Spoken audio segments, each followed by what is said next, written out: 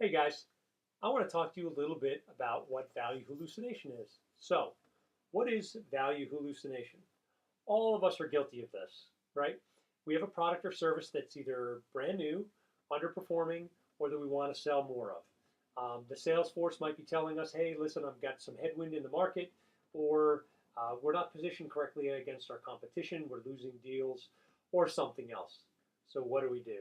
We go into the conference room, we gather our smartest people around us, we get a whiteboard or we take an easel, and we start writing on the easel.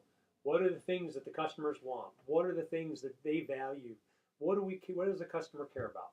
And so we get all this answers, and we come up with our answer. And the problem with that is what? There's no customers involved in the conversation at all.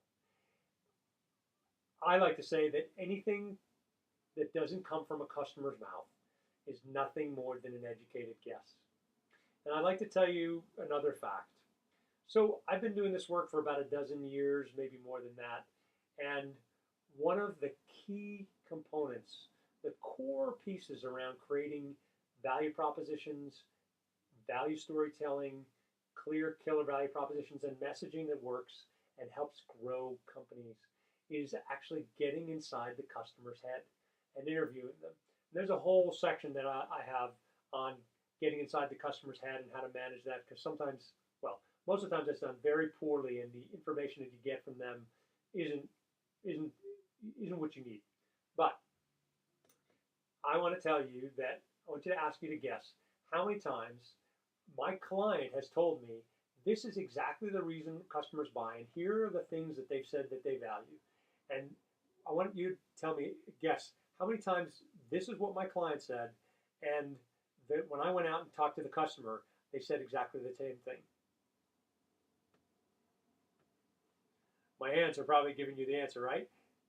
Zero, never, not once, ever, ever, ever, ever, never, not once in any engagement, whether it was in software, SaaS-based software, technology, web design, professional services, products, test and measurement, um, uh, whatever it was,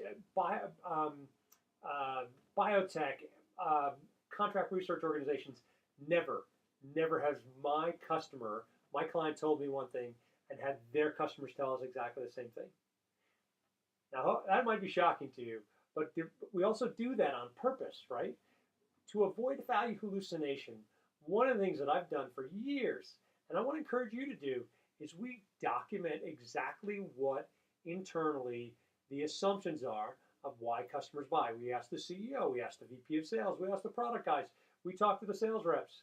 And then once we have that all documented, we go out to the customers. We create a very specific set of questions. We interview them in a very specific way. And I'll get into this more. And I have a customer linguistics and customer interview roadmap that goes into that. But the point is we harvest from the customer exactly why they buy. And then when we present what the company says and what the client says, you see the difference? They're usually pretty significantly off. Now the goal, you could say, well, they both have this common piece, but the truth is that they're different. And they need not to be like this, they need to be here. And back to the IDG study that I've referenced elsewhere, IDG did a study that determined that 45% of stalled deals and pipelines were a result of unclear communication with the customer around product, the value, the needs of the customer, and it makes total sense because of what your sales guys are doing is pushing product out the door, right? And talking this language, and the customer expects you to talk this language. Guess what's going to happen? You're going to lose opportunities.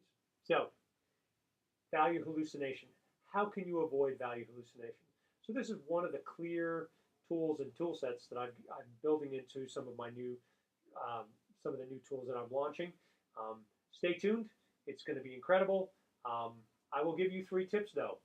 Number 1, remember, anything that doesn't come from a customer's mouth is nothing more than an, right, educated guess.